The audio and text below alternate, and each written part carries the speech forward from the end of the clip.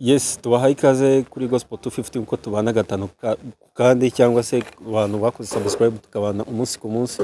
Nizere rero ko mumeze neza by'umwihariko abadukurikira umunsi ku munsi. Rero uyu munsi rero nazindukiye muri Gikondo cyangwa se mu karere ka Kicukiro umurenge wa Gikondo. By'umwihariko icyanzinduye ni iki, no kuza kureba cyangwa se ku byinshi nabyumvaga, ariko nazindukiye no kugira ngo ndebe igikorwa cy'inyamibwa umwe mu basore batuye muri Gikondo by'umwihariko witwa Mukotanye Musa yateguye cyangwa se ufite foundation ifasha abana. Nibyo igikorwa cyiza cyane, ndavuga nti reka nzindukire yo ndebe. Afite ibikorwa byinshi afasha abana bo ku mihanda, hari ukubishyurira amashuri, hari ukubafasha mu buryo bubaho cyangwa se mu kubaho kwa buri gihe by'umwihariko n'ababyeyi babo.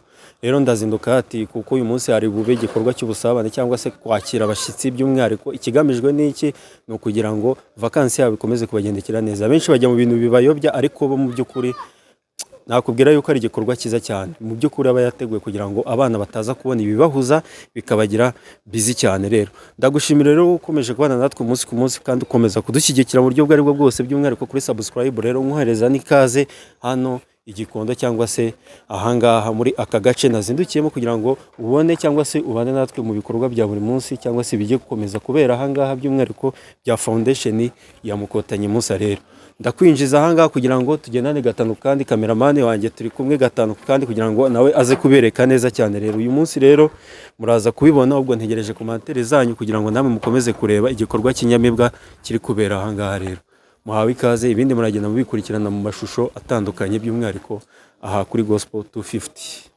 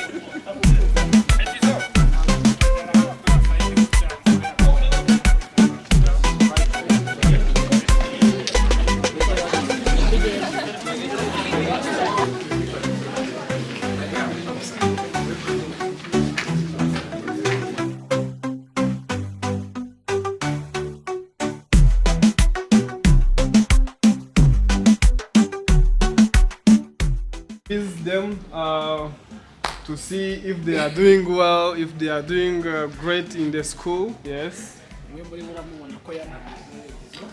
So one of them is there. Is there. Turabashimiye cyane kuba mwaje.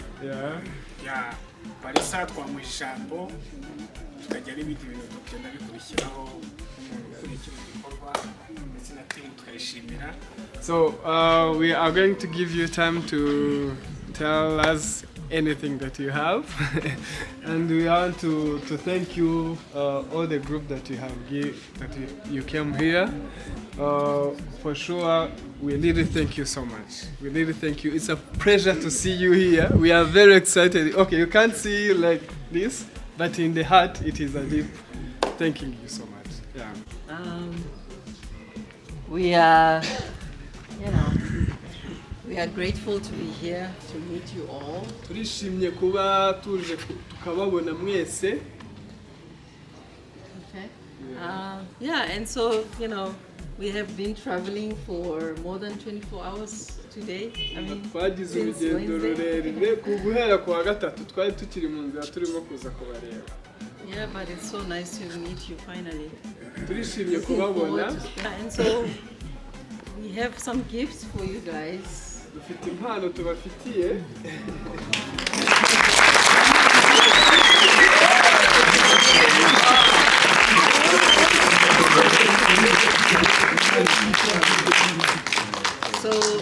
So these guys, all of them, as you see them, they will say something in a minute, but mostly I want to say that they have worked hard, they volunteer.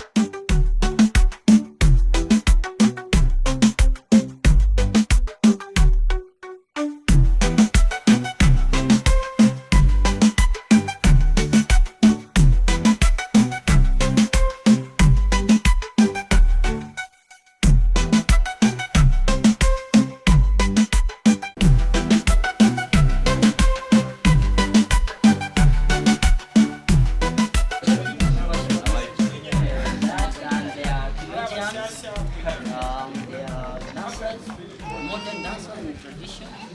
Okay, you're right. Yeah, you like to dance? Okay, can you try? You can try, no problem. Can I see? Okay.